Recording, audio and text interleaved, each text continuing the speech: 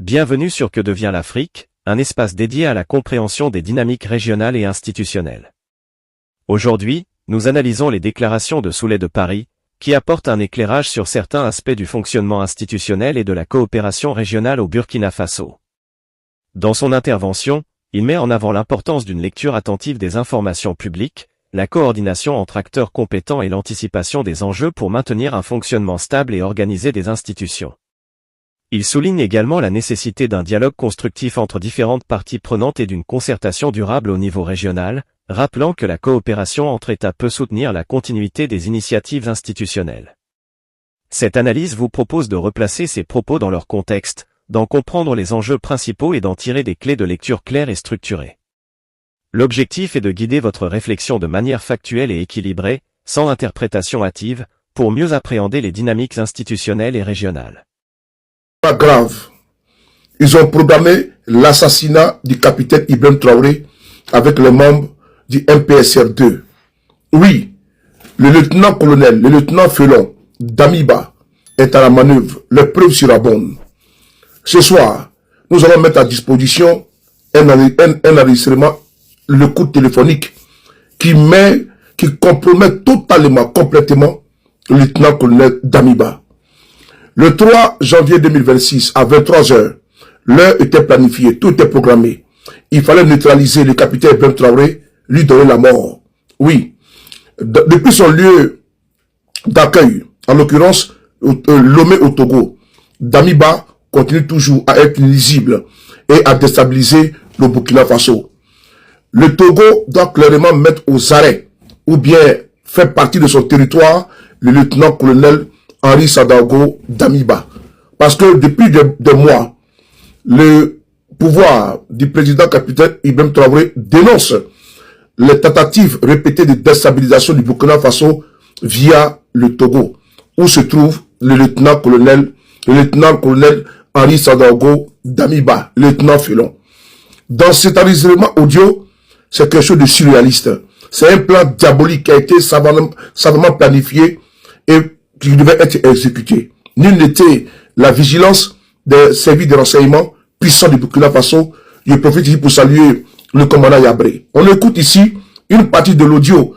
Vous allez comprendre que vraiment le verre était dans le fruit. On écoute ensemble, c'est parti. Ici.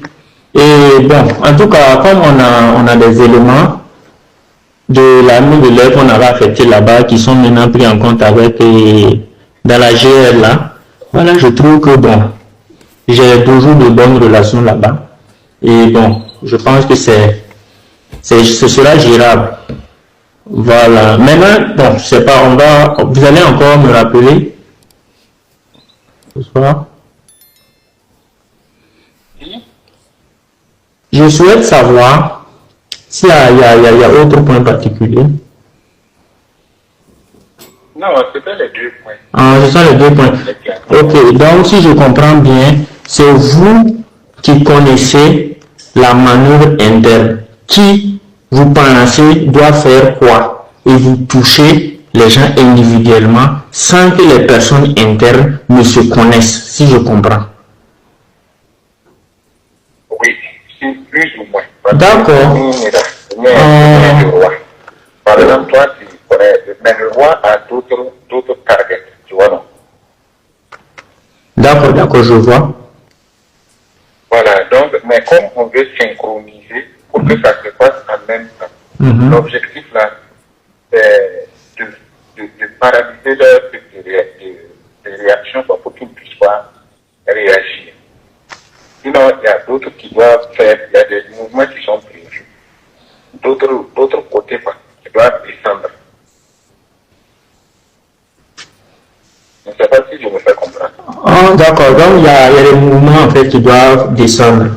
Mais ça c'est vous qui coordonnez, avec des gens qui sont ici, c'est ça, non? Ah. Et c'est vous qui connaissez ces personnes, ou bien nous on va entrer en contact avec ces personnes-là? Non, il n'y a pas à rentrer en contact. Chacun gère sa zone.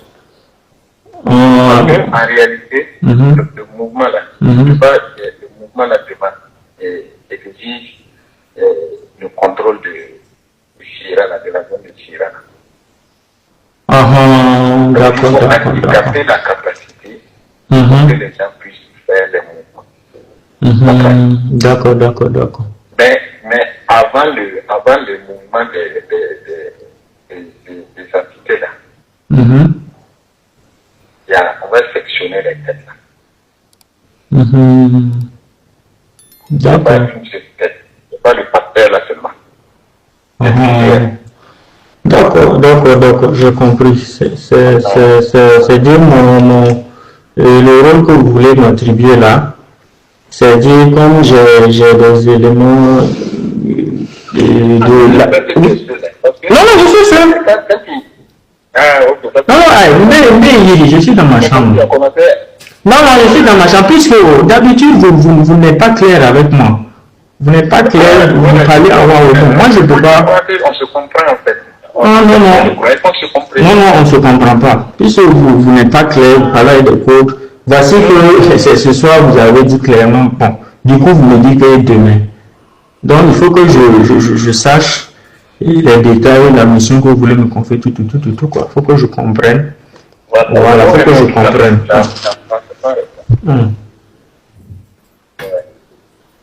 Donc, en réalité, de ton côté, là, créer d'abord le passer, et puis maintenant, rendre inopérant l'autre côté. D'accord. Voilà. D'accord. Maintenant, au cas où le super Tucano et les hélicoptères décollent.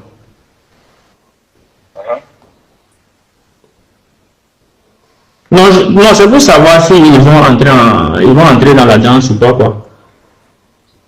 Et pour le moment, non. D'accord. Pour le moment, non, parce que je pense que bon, on va travailler à obtenir une non-implication. D'accord, je vois. D'accord, je comprends mieux maintenant. Les contours et puis les détails. Donc, chaque élément là a une direction et a un but. Voilà, pour briser tout ce qui est, voilà, pour briser leur coordination. D'accord. Comprends? Oui, je comprends parfaitement. Voilà. Mais l'impératif pour toi, là, c'est les deux. La première tâche, là, c'est à faire. Donc, il faut déjà être demain, même si c'est un peu qu'il faut aller. Que quelqu'un sache qu'il est pouvoir agir. D'accord, pas de souci. Donc, je vais toucher mes hommes la nuit pour le boulot. Voilà.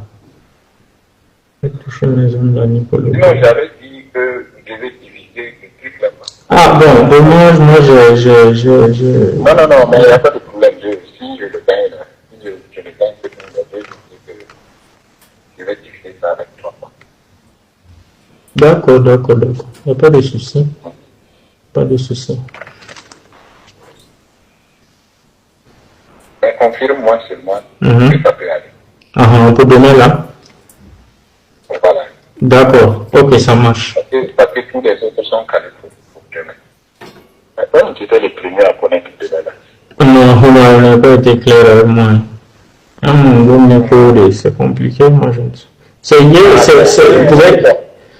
C'est ce soir, vous convenez à moi que c'est ce soir, vous avez été clair avec moi. Sur les contours. Même hier, là, j'étais clair. Non, on ne parle pas. Maman change pour ça, peut-être que c'était clair. D'accord, maintenant, et si la population sort du vu que la population avec le pouvoir? Non,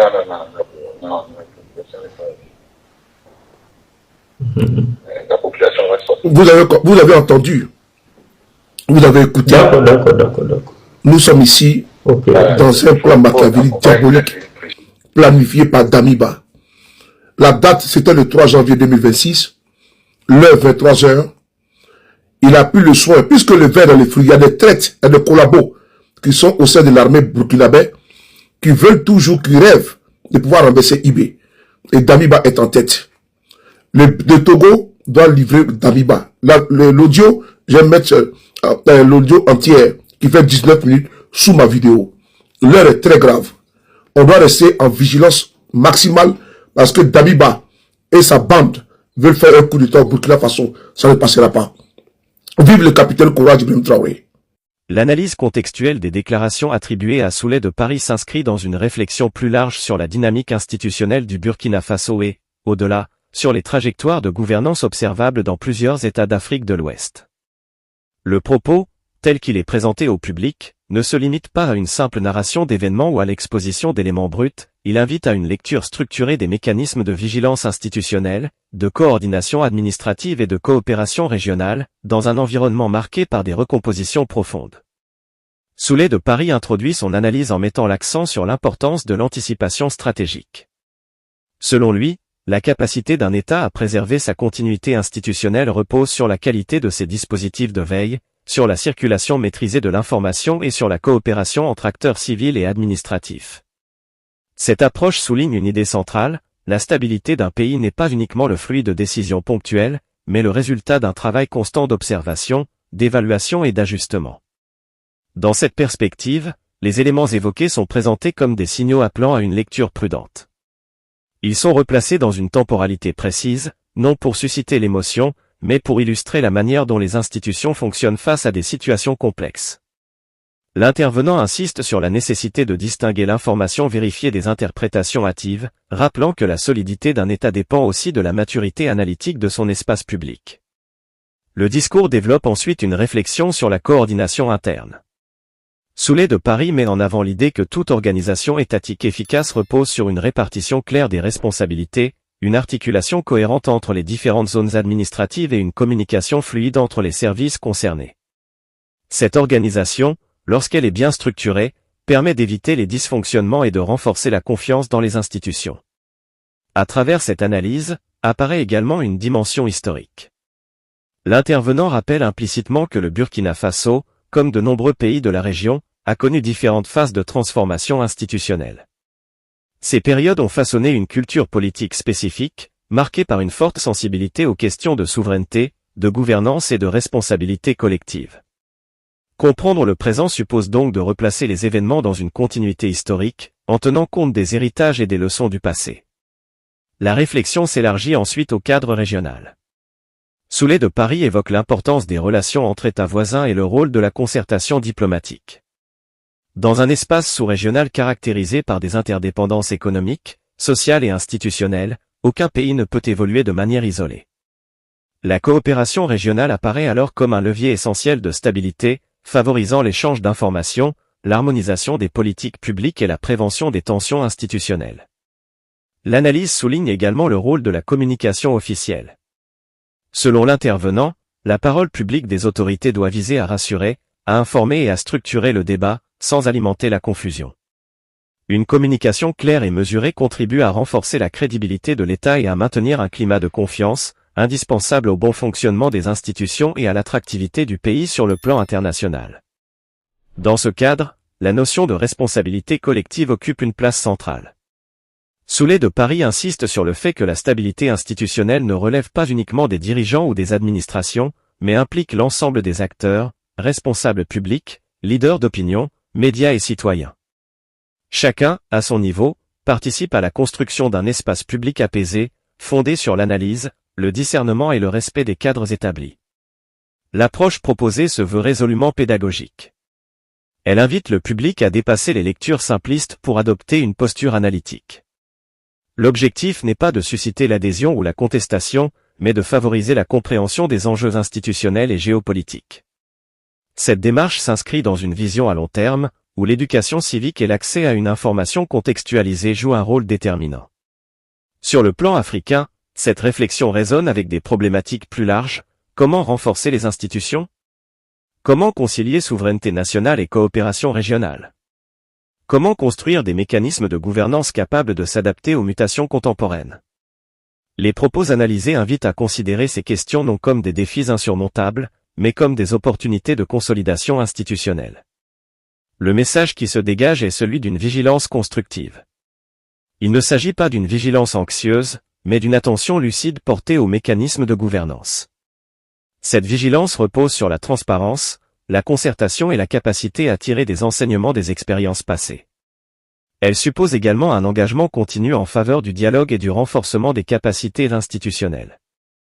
En conclusion, l'analyse des déclarations de Soulé de Paris met en lumière une vision axée sur la continuité, la responsabilité et l'espoir.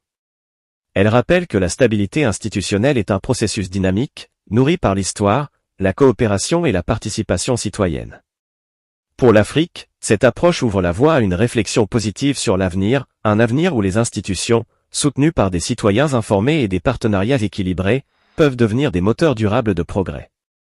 Comme le dit un proverbe africain, quand les racines sont solides, l'arbre peut affronter tous les vents.